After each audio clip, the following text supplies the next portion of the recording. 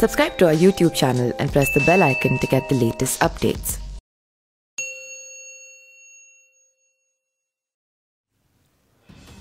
सारा शहर मुझे लायन के नाम से जानता है। ये डायलॉग का जिक्र होते ही आंखों के सामने अभिनेता अजीत खान की वो छवि निखर कर आ जाती है जो उन्होंने अपने 5 दशक के करियर में बनाई है। अजीत साहब हिंदी सिनेमा के ऐसे सफ़ेद पोश खलनायक थे जो हीरो पर भी भारी पड़ जाया करते थे।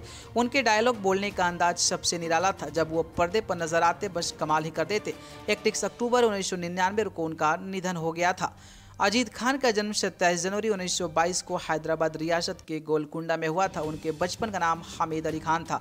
उनके पिता बशीर अली खान हैदराबाद में निज़ाम की सेना में काम करते थे। उनके एक छोटे भाई वाहिद अली खान और 2 बहनें थीं। अजीत ने अपनी प्रारंभिक शिक्षा वारंगल जिले के सरकारी जूनियर कॉलेज से पूरी की थी।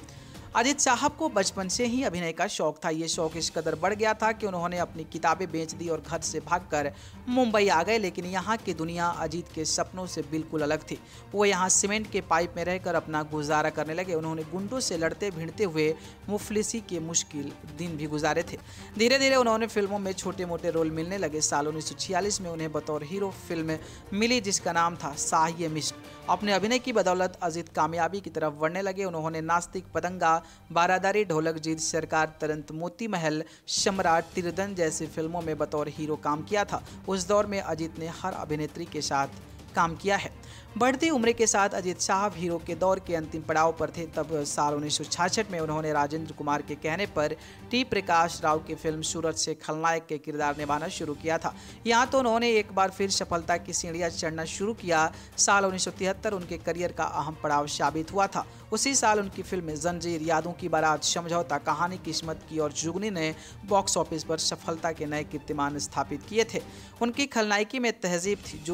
जो जिस नफासत और तहजीब से अपने किरदार को पेश करते हैं वो अद्भुत था। इस बात पर यकीन करना भी मुश्किल कि उन्होंने हीरो को डराने के लिए कभी आंखों को बड़ा नहीं किया और ना ही चीख कर उस पर भारी पड़ने की कोशिश की। उनकी आवाज़ और डायलॉग बोलने के तरीके में इतना दम था कि दर्शकों के दिल दहल उठते थे। उन्होंने अपने करियर में करीब 200 फिल्मों में काम किया था। बॉलीवुड में उनके योगदान को कभी भी भुलाया नहीं जा सकता है।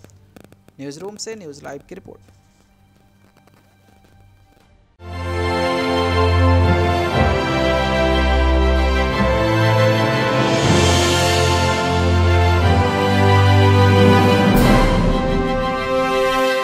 Subscribe to our YouTube channel and press the bell icon to get the latest updates.